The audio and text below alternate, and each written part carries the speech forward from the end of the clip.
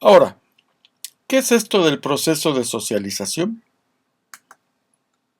Si decimos proceso, claro, decimos que es algo inacabado, que está en constante construcción, que el tiempo y el espacio lo van arropando, lo van criando, lo van construyendo, nos van formando. O sea, un proceso es de toda nuestra vida. Y si digo nuestra, significa que entonces es el individuo y la sociedad están indisolublemente ligados estos dos factores en lo que llamamos socialización. Además, tenemos en cuenta el lugar donde vivimos.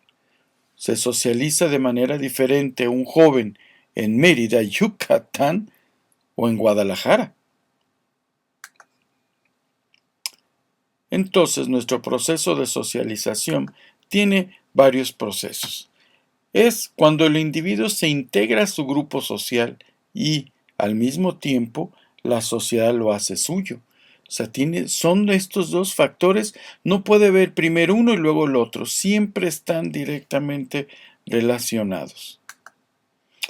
Por eso esta socialización no es mecánica, o sea, no es de uno más uno más uno, ni es idéntica entre cada individuo. Somos muy parecidos, vivimos en donde mismo, pero somos individuos diferentes, que vivimos eso sí en una sociedad común. O sea, la cultura, nuestro idioma, todo es común a los individuos diferentes. Por eso somos diferentes los humanos. Entonces, sabemos que somos seres sociales por naturaleza, porque siempre vivimos en sociedad. Esto es, no podemos vivir sin sociedad. Piensen un momento, vivir sin sociedad. ¿Podremos alejarnos a la montaña y vivir solos? Piénsenlo y van a ver que no se puede. Somos lo que somos por vivir en sociedad. Por eso algunos amigos argentinos son así, tienen fama de sangrones. ¿Será cierto? Pero no, ellos son así porque viven en esa cultura. Desde ahí ven el mundo. Los chinos lo ven al revés. Los mexicanos lo vemos de una manera diferente. Tenemos a los gringos encima de nosotros. Por eso nuestra socialización es diferente. ¿Cuáles son estas etapas del proceso de socialización? Esta curva nos indica que es nuestra socialización como individuos. Y aquí es antes de nacer. Empieza nuestro proceso de socialización y cuando termina, bien, al morir. Pero entre estos dos factores hay muchos elementos básicos.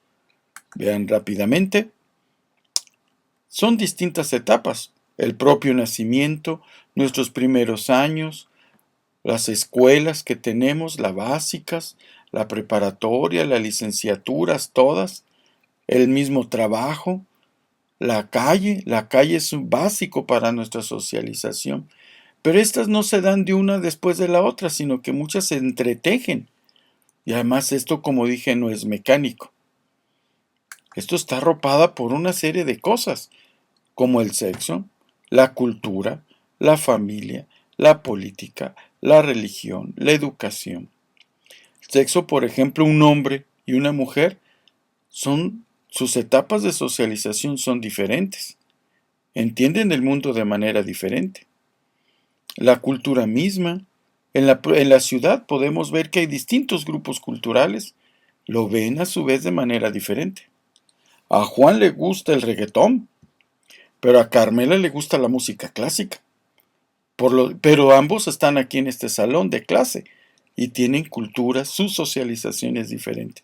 Y así lo demás, piensen, se los dejo de tarea, cómo influye la familia en nuestra socialización, la política, la religión.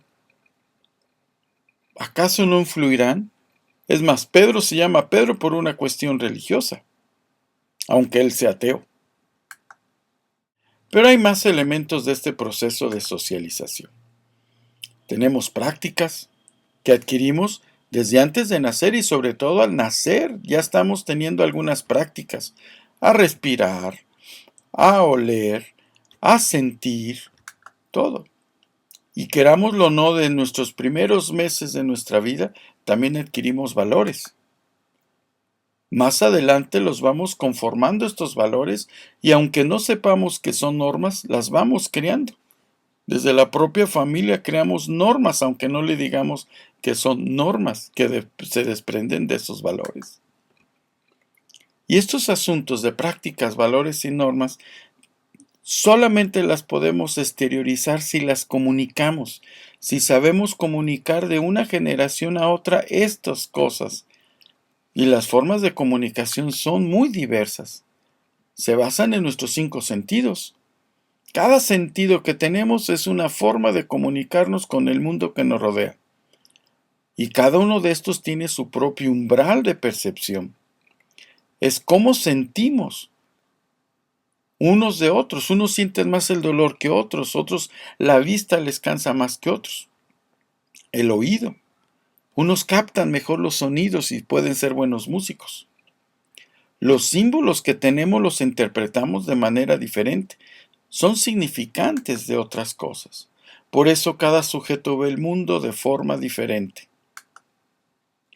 Junto con todo esto, nos vamos creando a través de nuestra socialización varias formas de entender la vida, el mundo, la relación con los demás, y eso vamos cada día buscando una madurez, vamos cambiando nosotros. Vamos adquiriendo rasgos fundamentales de la socialización. Es eso que llamamos madurez. Y una persona madura es aquella que comprende su tiempo y sus circunstancias donde vive. Pero hay más elementos. Otro se desprende de lo anterior, que vamos formando nuestra personalidad. Como sabemos, la personalidad no solamente es individual, sino que tienes un producto social que es aprendida desde el núcleo mismo de la familia, las amistades, el barrio, la escuela, las tradiciones, las lecturas, los hábitos y hasta los genes van formando nuestra propia personalidad. Pero la personalidad está acompañada, se expresa a través de los distintos roles que tenemos los individuos cuando nos relacionamos con los demás. Toda persona adquiere roles, los quiera o no. Estos roles, como saben, son los papeles que tenemos que cumplir en la sociedad. Si se dice estudiante, tiene que cumplir el rol de estudiante. Si se dice profesor, tiene que cumplir el rol de profesor. Pero esos son roles que adquirimos, pero hay otros que nos viene del hecho mismo de vivir en una familia, en una sociedad. No nos podemos desubicar de eso. Por eso cada rol tiene que ver con la edad, con la cultura, con nuestra época, con nuestras creencias. ¿Acaso el rol de la mujer hoy es igual al de la mujer de hace 50 años? No.